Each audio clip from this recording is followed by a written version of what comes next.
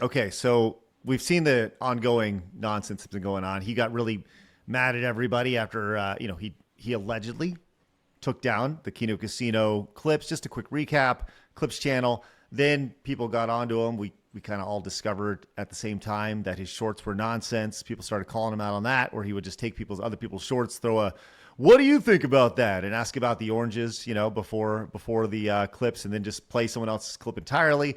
Then people started digging into his coffee brand. I don't know if you guys saw all that stuff. That was today, but, right? In the last few days.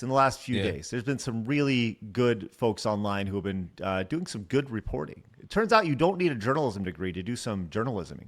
Well, Nick Fury will tell you that. That's right. So last night, he apparently got really upset. And if you recall, I did a live stream where he was going to leak all of the DMs between me and him. And I was like, well, I'll just do it. So I did a live stream just showing off all of the DMs. And then at the very tail end, by the way, clearly drunk, like clearly inebriated in some way, just typing feverishly on his phone, trying to get an edge in. And this seems to be a pattern with him, right? Definitely some sort of alcoholic. We all understand that. And like, I have sympathy for him in that. I hope he puts the bottle down, and I hope that he puts the Twitter down at the same time. And I hope that he steps off the internet completely. But he then tried to insert himself into my stream that night. He appeared in the chat and was like, "Come on and talk to me. I want to come in." I was like, I'm not doing that with him. Right. So then he's like, "Oh, Craig's a pussy, whatever." Who cares? It's just a drunk guy who's upset. That apparently happened last night as well with YellowFlash, as Flash was going to do a live stream where he was going to do a super chat square up with his chat, and he was going to read super chats from the stream on Saturday that was struck down. And then the Quatering sprung up, and he's like, "Hey, I want to come on." And so the Quatering tried to insert himself into Flash's show. So Flash goes, "Okay." So he said, "Let's do it." And he invites him on. And Flash then brings on a couple other people. He brought on actually one of Quatering's like fans or people who defends him, who's like on his side, as well as I think I saw Camelot on there as well. So it was going to be Quatering, Flash, and a couple other folks on it. And then the Quatering like chickened out. And he's like, no, 1v1 me. I want to do this 1v1. So he was kind of egging him on the entire time. And they're going back and forth publicly during this whole thing. And turns out that while all this was going on, it was all just a bunch of bullshit, because the Quatering was actually at a Brewers game, a Milwaukee Brewers game. And he's all like skewing all this on. So they're on there waiting for him to come on stream for the Quatering to debate him, quote unquote. And he just kept changing the rules. Then he gets the link sent to him, Flash sent it to him, and then he changed his mind again. And he was at a baseball game the entire time and clearly had no interest in ever going on to begin with, which is just total nonsense. That's kind of weird. And also, can I say, like, hasn't he been saying that, like, his businesses aren't doing well? Why is he buying baseball game tickets? That's good seats, too. Those are some great seats along the first base line. Yeah, that's pretty good. Just walking in the door to any sort of baseball game is crazy. So, crazy expensive. So, now, apparently, this is going to happen. This is actually going to happen. It's going to be Flash and the Quatering Friday night on Rumble, and that's a good thing. They're actually going to try to talk it out, I guess. I don't know. And the Quatering's going to go in and try to defend his stuff, and it's not going to be on YouTube. And honestly, I think it's a good reason. There's a good reason why it should not be on YouTube. I kind of mentioned this earlier, just the idea that like when you invite somebody on your channel, there's like an amount of trust that's given, and because they could say anything, do anything to more or less get your channel demonetized or flagged, or you could break terms of service or whatever. And that is especially true if they're a known alcoholic. No offense, Jake. I know you're not, but I'm just speaking of the situation. I know you're right not just saying, but no offense anyway. Yeah, what the hell? Well, no, I just know he's drinking wine right now, so I just want to make sure I'm not alluding to him. I have a problem with it. It's like, might as well just call him the hard R and be like, no, it's okay. I know you're not one of them. Like, no, that's not what I meant. But what this has done is this is kind of whenever you're critical of the internet, and whenever you're just a giant asshole and it becomes you versus the internet is undefeated, especially when there are super sleuths like Savvy on the case. And Savvy has really dug in to the coffee stuff here. Yeah, this is what I read today. Savvy's digging is crazy. You piss her off, you're fucking done, dude. Yeah, Savvy's great. Yes, I recommend Savvy. She's been on the show a million times. She's great. Really? Love to have her back on soon.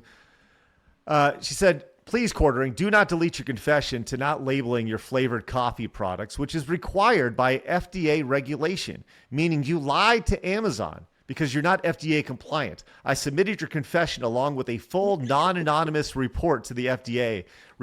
Deleting this tweet would look bad on my part to the FDA, so please leave it. Please consider answering why you didn't do it prior.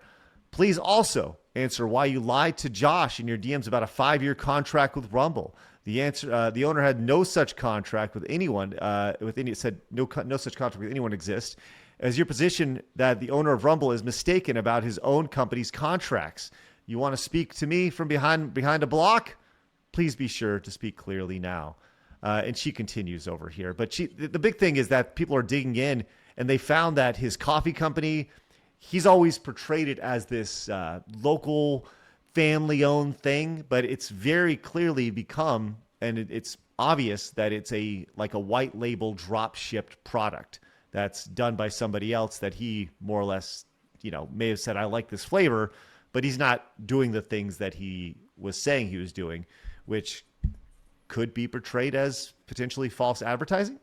And then on top of that, anytime there's, natural flavors and things like that, they're supposed to be on the label and include what is in the actual product. Anytime you're selling something like coffee or whatever, you're supposed to be able to have all that information there. And so people are digging in, and apparently also the copyright for his coffee brand has also expired. It's like gone defunct.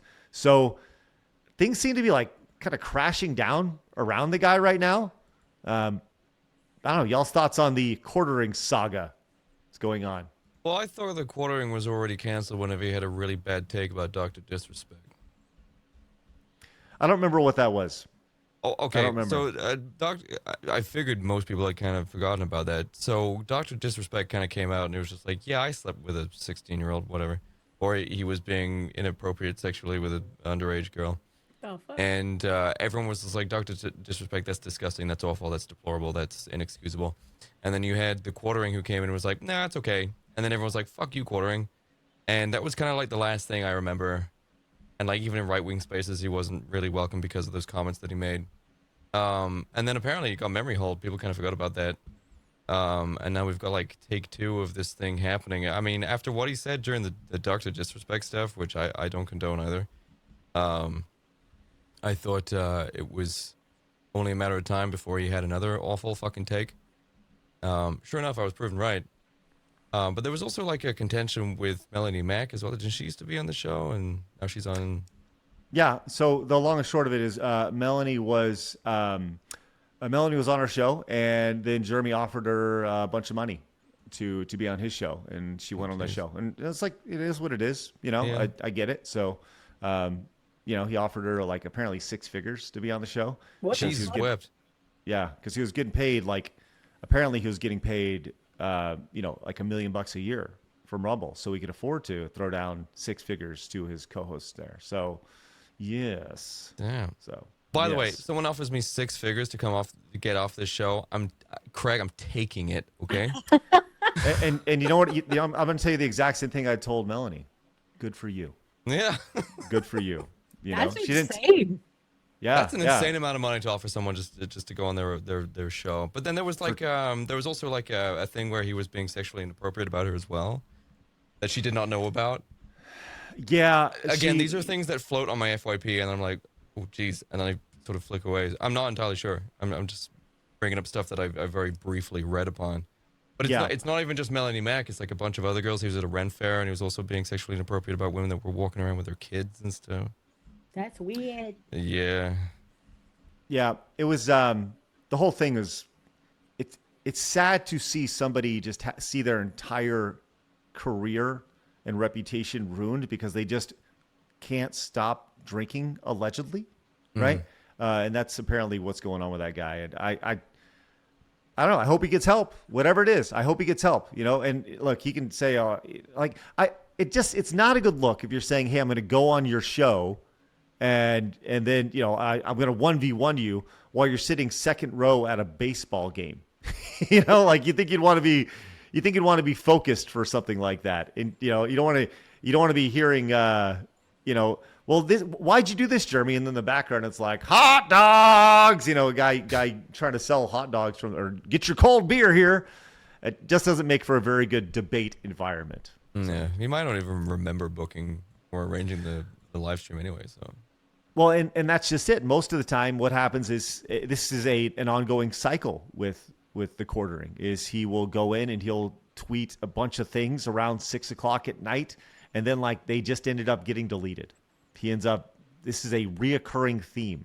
It's not. Don't drink and tweet, man. Don't drink. Yeah, it's not. It's not a bug at this point. It appears to be a feature of him. So, what a bummer.